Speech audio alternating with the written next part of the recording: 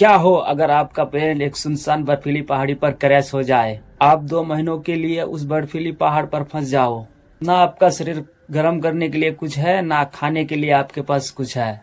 आप केवल मरे हुए अपनी साथियों का लाशें खा सकते हो। ये नज़ारा सोचने में जितना डरावना है, असल जिंदगी में उतना ही रोंगटे खड़े कर देने वाला है। और ये कोई कहानी नहीं है, यह घटना सच में घट चुकी है। तो आज के वीडियो में मैं आपको बताऊंगा फ्लाइट 571 में घटी हुई ऐसी घटना जिसे जानने के बाद आप अंदर से ठंडे पड़ जाओगे। तो शुरू करते हैं आज के इस वीडियो में।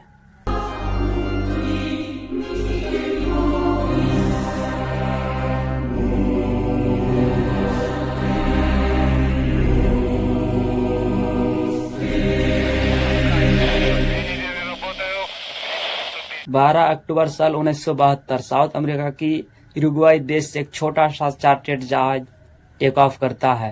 ये हवाई जहाज जा रहा है चिली देश की राजधानी सैंटियागो में, और इसमें बैठे हैं कुछ हट्टे कट्टे रग्बी टीम के प्लेयर।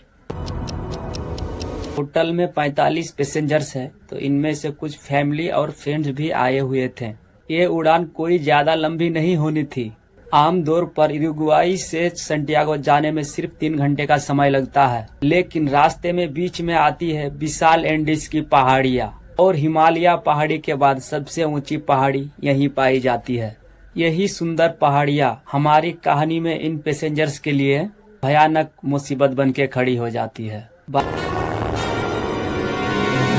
12 अक्टूबर के उस दिन पहाड़ियाँ में तूफान आती है, जिसकी वजह से प्लेन आगे नहीं जा पाता। पायलट डिसाइड करता है कि वो रास्ते में ही रुक जाएंगे और अगले दिन दोबारा उड़ने की कोशिश करेंगे। अर्जेंटीना के मेंडूजा शहर में प्लेन रात के लिए लैंड कर जाता है, और अगले दिन 13 अक्टूबर ये प्लेन दोबारा से टेक ऑफ करता है दोपहर के 2:18 पर। पायलट ने देखा था कि मौसम साफ हो गया है, तो अगले 1 घंटे तक सफर कभी सुहाना है। इसी समय बहुत सारे बादल आ जाते हैं, चारों तरफ बादल ही बादल, और कुछ दिखाई नहीं देता। अचानक से प्लेन में अलार्म्स बजने लगते हैं और वार्निंग लाइट भी जलने लगते हैं। जैसे ही ये हवाई जहाज पहाड़ी से बाहर निकलते हैं, पायलट रियलाइज करता है कि उनके सामने एक बहुत बड़ी चट्टान है। इमीडिएटली वो प्लेन को ऊपर की तरफ मोड़ने की कोशिश करता है, लेकिन अफसोस अब तक बहुत लेट हो चुका था। हवाई जहाज का पीछे का हिस्सा टूट जाते हैं। ऊपर जाते वक्त पीछे 2 सीटों में आदमी बैठे थे, वो भी हवा में उड़ जाते हैं, और 350 किलोमीटर की स्पीड से प्लेन नीचे गिरता है। प्लेन का सब कुछ तहस नहस हो जाता है, और 2 पायलट इमीडिएटली मारे जाते हैं। हैरानी की बात यह है कि प्लेन में बैठे 45 लोगों में से 33 लोग अभी भी जिंदा है। ये इस क्रैश को झेल लिए किसी तरीके से। बस यह है कि इनमें से कई लोग जख्मी है, और कोई नहीं जानता ये कहां पर है। पता चलता है ये प्लेन अपनी रूट से 80 किलोमीटर भटक चुका है। प्रॉब्लम ये थी कि ये हवाई जहाज व्हाइट कलर का था, और ऐसी जगह क्रैश किया था जहां चारों तरफ व्हाइट बर्फ ही बर्फ था। बर्फीली पहाड़ियों में इसे ढूंढ पाना बहुत मुश्किल काम था। उस बर्फीली रात को घायल 5 लोग मारे जाते हैं। पैसेंजर्स का नंबर 33 से नीचे होकर अब 28 हो जाते हैं। अगले दिन 14 अक्टूबर अर्जेंटीना, चिली और उरुग्वाई देश से 11 अलग अलग हवाई जहाज सर्च ऑपरेशन में लग जाते हैं। उस दिन इन्हें 1 नहीं 2 नहीं बल्कि 3 हवाई जहाज अपने ऊपर से जाते हुए देखते हैं। ये चिल्ला कर हाथ फेर कर ये पूरी कोशिश करता है कि ये हवाई जहाज इन्हें नोटिस कर ले, लेकिन वो कर नहीं पाते। 20 डिग्री सेल्सियस की ठंड और बिना खाना पानी के ये यहाँ किसी तरीके से सरवाइव कर रहे थे। 21 अक्टूबर क्रैश के 8 दिन बाद सर्च रेस्क्यू टीम अब हाथ खड़े कर देते हैं। उन्हें लगता है कि इतने दिनों बाद शायद ही कोई जिंदा बचा होगा, और सर्च ऑपरेशन बंद कर देते हैं। इसी बीच प्लेन में एक रेडियो पड़ा हुआ मिलता है। ये रेडियो ऑन करते हैं क्रैश के 11 दिनों बाद। तब इन्हें पता चलता है कि सर्च ऑपरेशन कैंसिल किया जा चुका है। इन लोगों का दिल पूरी तरीके से बैठ जाते हैं, और कुछ लोग रोने लग जाते हैं इस खबर को सुनने के बाद। और इनके पास बहुत ही कम खाना बचा था, और 1-2 दिन के बाद पूरी तरीके से खाना खत्म हो चुका था। और कुछ लोगों ने तो प्लेन की कुछ पार्ट्स को खाने की कोशिश करी, ऐसी मुश्किल हालात में जब भूखे मरने के अलावा कोई ऑप्शन नहीं बचा था, तो इन लोगों ने कुछ ऐसा किया जिसे सुनकर आपके होश उड़ जाएंगे। इन्होंने डिसाइड किया कि जिंदा रहने के लिए अपने दोस्तों और परिवार की मुर्दा बॉडीज के खाने के अलावा और दूसरा कोई रास्ता नहीं।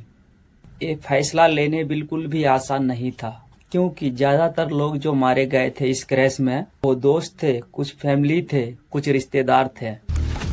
We have to eat, and the only proteins are the dead bodies of the people that were in this plane. ये आइडिया पहले गणेश को आया तो पहले उसी ने ट्राई किया। अब करने के कुछ लोगों ने खाने की कोशिश करी, लेकिन उसे बिल्कुल हजम नहीं हुआ। उन्होंने उस वक्त मना कर दिया, लेकिन जब 2 दिन गुजरने के बाद और कोई ऑप्शन ही नहीं दिखा तो फाइनली उन्होंने भी इंसानों के मीट को अपना खाना बनाया। और कुछ दिन बाद ये खाना भी धीरे धीरे कम होने लगते हैं। अगर इन्हें जिंदा रहना है तो एफर्ट खुद से करना पड़ेगा। इन्होंने ठान लिया, मरना ही है तो आखिरी दम तक कोशिश करके मरेंगे। 33 दिन क्रैश के बाद ये 3 लोग निकल पड़ते हैं मदद के लिए। पराडो और कनेसा आगे बढ़ते रहते हैं और पहाड़ी चढ़ते रहते हैं। फाइनली एक नदी के पास पहुंचते हैं, क्योंकि नदी ही रास्ता बताता है। आपने भी ये कभी न कभी सुने होंगे दादा से परदादा से। और नदी के किनारे किनारे चलते रहते हैं।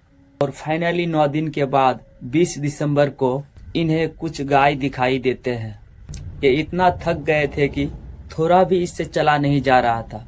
तभी उन्हें दिखता है घोड़े पे सवार एक आदमी, और उन्हें सब कुछ बता देते हैं।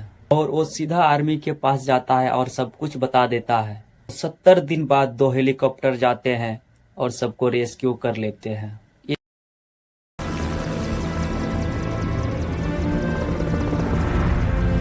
ये कहानी सही में बहुत ही दर्दनाक है। Transport plane crashed in the Andes Mountains. 45 persons were aboard, given up for dead. Survival fascinates people. All of the passengers were given up for dead. It became known as the Miracle of the Andes.